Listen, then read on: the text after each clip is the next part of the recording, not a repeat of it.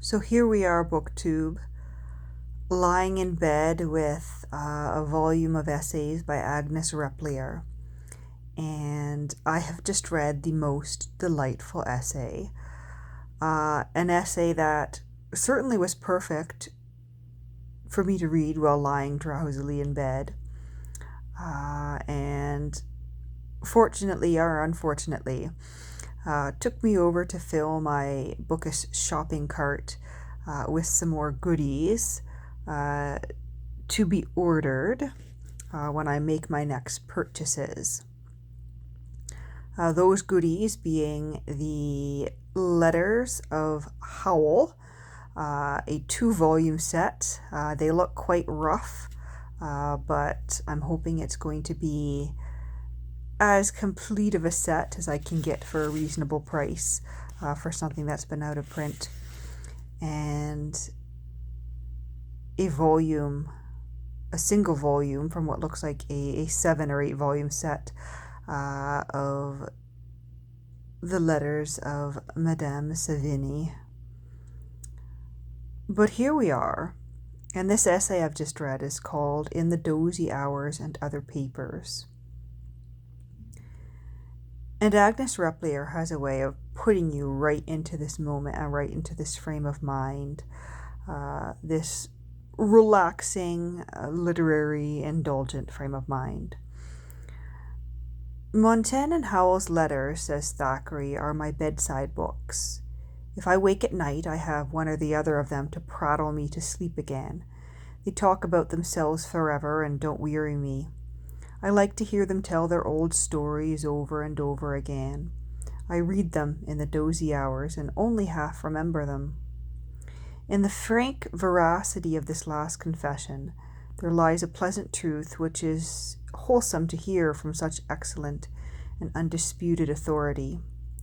Many people have told us about the advantage of remembering what we read, and have imparted severe counsels as to ways and means. Thackeray and Charles Lamb alone have ventured to hint at the equal delight in forgetting and of returning to some well-loved volume with recollections softened into an agreeable haze. Lamb, indeed, with characteristic impatience, sighed for the waters of Lethe, that he might have more than his due, that he might grasp a double portion of those serene pleasures of which his was no little share. I feel as if I had read all the books I want to read, he wrote disconsolately to Bernard Barton. Oh, to forget Fielding, Steele, etc., and read 'em new. This is a wistful fancy in which many of us have had our share. There come moments of doubt and discontent when even a fresh novel fills us with shivery apprehensions. We pick it up reluctantly and look at it askance as though it were a dose of wholesome medicine.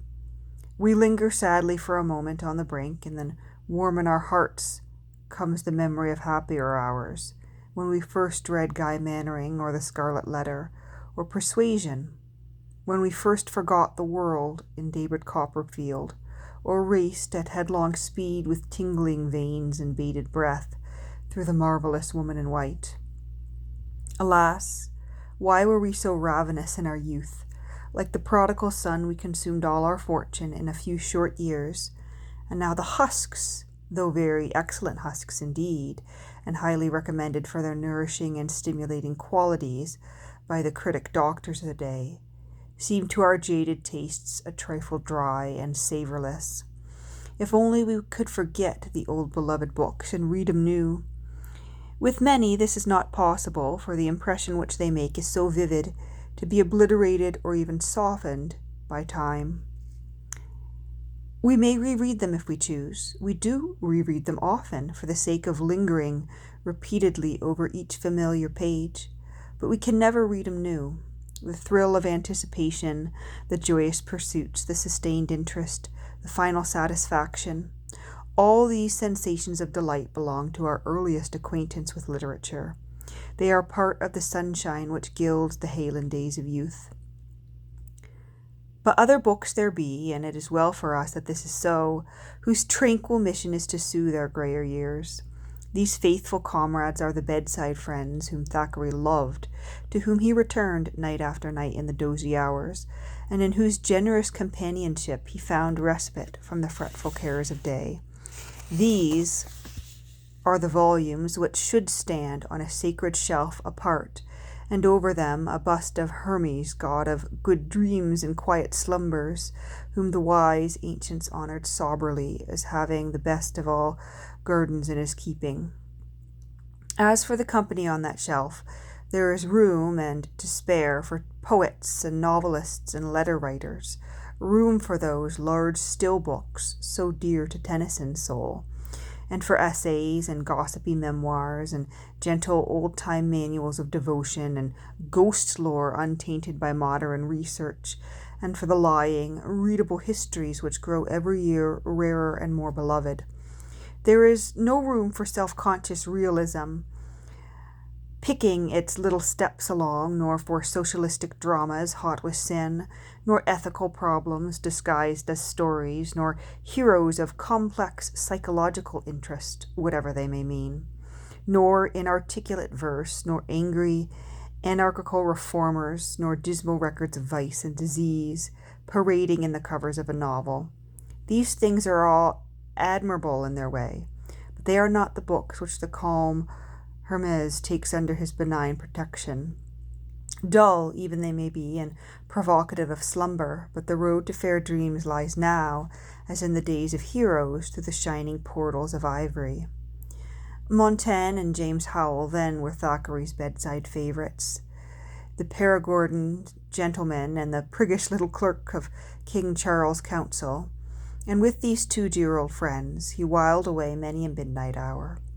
The charm of both lay perhaps not merely in their diverting gossip, nor in their wide acquaintance with men and life, but in their serene and enviable unconscientiousness. Both knew how to follow the sagacious counsel of Marcus Aurelius, and save themselves a world of trouble, by having no opinion on a great variety of subjects. "I seldom consult others," writes Montaigne placidly, "and I am seldom attended to, and I know no concerns, either public or private, which have been mended or bettered by advice." Ah, what a man was there! What a friend to have and to hold! What a courtier and what a country gentleman! It is pleasant to think that this embodiment of genial tolerance was a contemporary of John Kelvin's, and that this fine scholar, to whom a few books were as good as many, lived unfretted by the angry turbulence of men all bent on pulling the world in their own narrow paths. What wonder that Thackeray forgave him many sins for the sake of his leisurely charm and wise philosophy. In fact, James Howell, the priggish little clerk, was not withheld by his priggishness from relating a host of things which are hardly fit to hear. Those were not recent days, and men wrote freely about matters which it is perhaps as healthy and as agreeable to let alone. But Howell was nevertheless a sincere churchman as well as a sincere royalist. He was sound throughout, and if he lacked the genius and philosophy of Montaigne, he was his equal in worldly knowledge and intolerant good temper. He heard, enjoyed, and repeated all the gossip of foreign courts, and all the severe jests which passed from lip to lip. He loved the beauty of Italy, the wit of France, the spirit of the Netherlands, and the valor of Spain. The first handsome woman that earth ever saw, he tells us, was made of Venice glass, as beautiful and as brittle as are her descendants today. Moreover, Eve spake Italian when Adam was seduced, for in that beguiling tongue and those soft, persuasive accents, she felt herself to be most irresistible. There is really, as Thackeray well knew, a great deal of pleasing information to be gathered from the familiar letters, and no pedagogic pride, no spirit of carping criticism mars their delightful flavour. The more wonderful the tale, the more serene the composure with which it is narrated. Howell sees in Holland a church monument where an earl and a lady are engraven with 365 children about them, which were all delivered at one birth. Nay, more, he sees the 2 basins in which they were christened, the bishop's name who did it, not yet 200 years ago, So what reasonable room is left for doubt? He tells us the well-authenticated story of the bird with a white breast which visited every member of the Oxham family immediately before death, and also the choice history of Captain Coney, who, dying and hungry, sent his heart back to France as a gift to his own true love.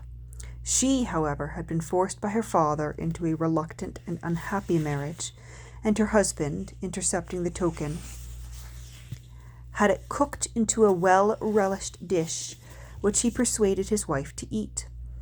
When she had obeyed, he told her in cruel sport the ghastly nature of the food, but she, in a sudden exultation of joy, and with a far-fetched sigh, cried, "This is a precious cordial indeed," and so licked the dish, saying, "It is so precious that it is a pity to put ever any meat upon it." So she went to her chamber, and in the morning she was found stone dead. Did ever rueful tale have such triumphant ending? Of other letter writers, Charles Lamb and Madame de Sévigné are perhaps best suited for our dozy hours, because they are sure to put us into a good and amiable frame of mind, fit for fair slumber and ivory gates. Moreover, the bulk of Madame de Sévigné's correspondence is so great that unless we have been very faithful and constant readers, we are likely to open into something which is new to us, and as for Lamb, those who love him at all love him so well that it matters little which of his letters they read, or how often they have read him before. Only it is best to select those written in the meridian of his life. The earlier ones are too painful, the latter ones too sad. Let us take him at his happiest, and be happy with him for an hour, for unless we go cheerfully to bed, the portals of Horn open for us with sullen murmur and fretful dreams, more disquieting than even the troubled thoughts of day, flit bat-like round our melancholy pillows. Miss Austen is likewise the best of midnight friends. There stand her novels, few in number and shabby with much handling, and the god Hermes smiles down upon them kindly. We have known them well for years. There is no fresh nook to be explored, no forgotten page to be revisited. But we will take one down and reread, for the 50th time, the history of the theatricals at Mansfield Park, and see Mr. Yeats ranting by himself in the dining room, and the indefatigable lovers rehearsing amorously on the stage, and poor Mr. Rushworth stumbling through his 42 speeches, and Fanny Price in the chilly little schoolroom listening disconsolately at her as her cousin Edmund and Mary Crawford go through their parts with more spirit and animation than the occasion seems to demand. When Sir Thomas returns most inopportunely from Antigua, we lay down the book with a sigh of gentle satisfaction, knowing that we shall find all these people in the morning just where they belong, and not after the fashion of some modern novels, spirited overnight to the antipodes with a breakneck gap of months or years to be spanned by our drooping imaginations. Sir Walter Scott tells us with tacit approbation of an old lady who always had Sir Charles Grandison read to her when she felt drowsy, because should she fall asleep and waken up again, she would lose nothing of the story, but would find the characters just where she had left them, conversing in the cedar parlour. It would be possible to take a refreshing nap. Did our sympathy allow us such an alleviation? Well, Clarissa Harlowe is writing on some tiny scraps of hidden paper, letters, which fill a dozen printed pages. Lovers of George Borrow are wont to claim that he is one of the choicest of bedside comrades. Mr. Burrell, indeed, stoutly maintains that slumber, healthy and calm, follows the reading of his books, just as it follows a brisk walk or rattling drive. A single chapter of Borrow is air and exercise. Neither need we be very awake when we skim over his pages. He can be read with half-closed eyes, and we feel his stir and animation pleasantly from without, just as we feel the motion of a carriage when we are heavy with sleep. Peacock is too clever, and his cleverness has too much meaning and emphasis for this lazy delight. Yet, nevertheless, the misfortunes of Elphin is an engaging book to be reread, if one knows it well already, in moments of drowsy satisfaction. Then will the convivial humour of Cethrin ap Sethin awake a sympathetic echo in our hearts, shorn for the knots of all moral responsibility. Then will the roar of the ocean surging through the rotten dikes make the warm chimney corner doubly grateful. Then is the reader pleased to follow the fortunes of that uncrowned prince among a people who, having no pamphleteering societies to demonstrate that reading and writing are better than meat and drink, lived without political science, and lost themselves contentedly in the grossness of beef and ale. Peacock, moreover, in spite of his keenness and virility, is easily forgotten. We can read him new, and double our enjoyment.